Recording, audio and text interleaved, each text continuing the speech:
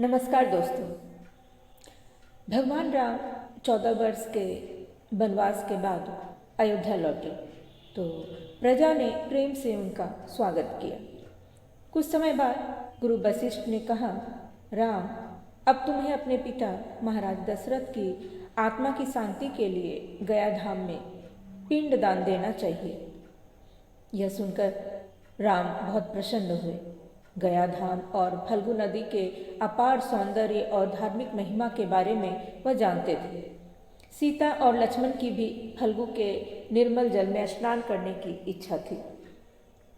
राम ने उन्हें भी अपने साथ चलने की अनुमति दे दी। रथ में बैठ तीनों फल्गु नदी के तट पर आ पहुंचे। मंद मंद बहती फल्गु की शांत स्वच्छ धारा देखकर मुग्ध हो उठे। सुंदर वेश धारण कर श्वेत वस्त्रों में लिपटी फल्गु राम के पास आई। मुस्कुराते हुए बोली, हे राम, मैं आपके दर्शन से धन्य हुई।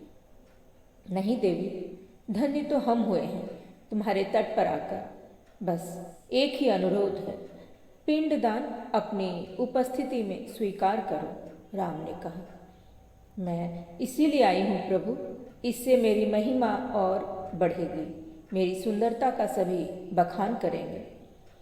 फल्गु ने कहा, उसकी बातों में कुछ अहंकार भी था। पिंडदान का समय पहले से निश्चित था। गया के विद्वान और आचार्य तैयारी में जुटे थे। अचानक आचार्य ने नम्र वाणी में राम से कहा, हे श्री राम, पान के पत्ते तो आए ही नहीं हैं, इसके बिना तो पिंडदान संभव नहीं है। आप तैयारी कीजिए आचार्य, मैं अभी लेकर आया। कहकर राम पान के पत्ते लाने चले गए। फल्गु, सीता, केतकी, कामधेनु और आचार्य पिंडदान स्थल पर बैठ गए। बहुत समय बीत गया लेकिन राम नहीं लौटे। लक्ष्मण से रहा नहीं गया। वह सीता जी से अनुमति लेकर राम को ढूंढने चल पड़े। इधर पिंडदान का समय और भी नजदीक आ गया था। तभी फल्गु की बहती धारा में से दो हाथ निकले और सीता से तर्पण मांगने लगे। हे पुत्री सीता, मैं तुम्हारा ससुर राजा दशरथ पिंडदान मांग रहा हूँ। शुभ समय बीत जाने पर पिंडदान का फल मुझे नहीं मिल पाएगा। मेरी विनती स्वीकार करो पुत्री, मुझे मुक्ति दिलाओ, मुझे फल्गु के बालू से पिंड दो। राजा दशरथ की वाणी में तड़प थी।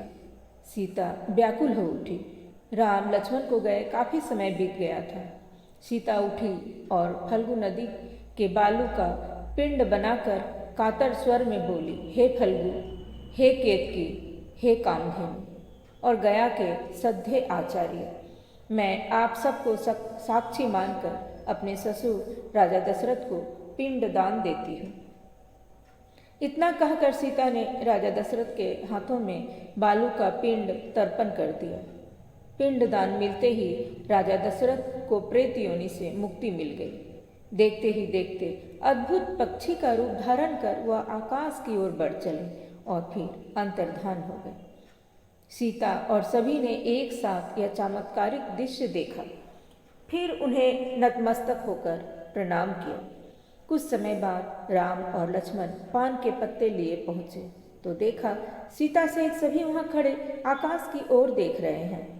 सीते, मैं आ गया, लीजिए आचार्य पान के पत्ते, जल्दी पिंडदान कराइए, देर मत कीजिए, क्षमा कीजिए, मेरे आने में बहुत विलंब हुआ। आचार्य के हाथों में पान के पत्ते सौंपते हुए राम ने कहा, हे नाथ, पिंडदान तो हो गया, आपके आने में बहुत विलंब हुआ, शुभ घड़ी बीती जा रही थी। उधर फल्गु की धारा में दो हाथ निकले और मुझसे फल्गु के बालू का पिंडदान मांगने लगे। मैंने बालू का पिंडदान दे दिया। हम महाराजा दशरथ की मुक्ति का अद्भुत दृश्य आकाश में देख रहे थे। कहती हुई सीता भाव विभोर हो उठी। राम ने कुछ नहीं कहा, चुपचाप फल्गु की ओर देखा, फिर केतकी, कामधेनु और आचार्य पर दृष्टि डाली। चारों ओर अंधेरा छा गया। सभी एक स्वर में बोले, नहीं प्रभु नहीं, पिंडदान नहीं हुआ, सीता जी झूठ बोल रही हैं। झूठ बोलने वालों में पहला स्वर फल्गु नदी का था। सीता जी का चेहरा क्रोध से लाल हो उठा। कठोर निगाहों से फल्गु की ओर देखती हुई बोली, मैं इस एक झूठ के लिए तुझे शाप देती हूँ। जा, अंत सलीला हो जा।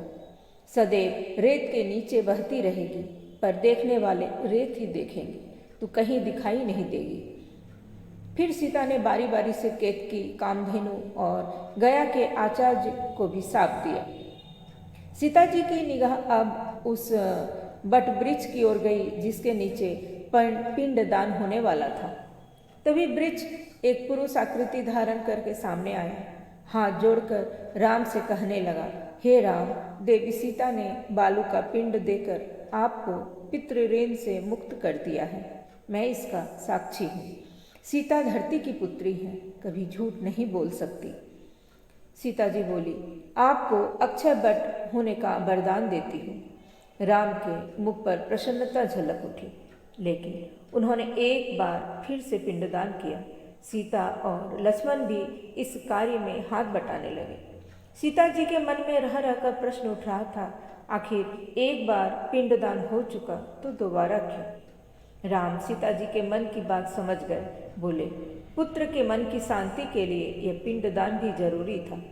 बस तभी से फल्गु अंत सलीला हो गई। ऊपर से देखने पर रेत, लेकिन बालू को हटाने पर नीचे से निर्मल जल छलछलाता निकल आता है।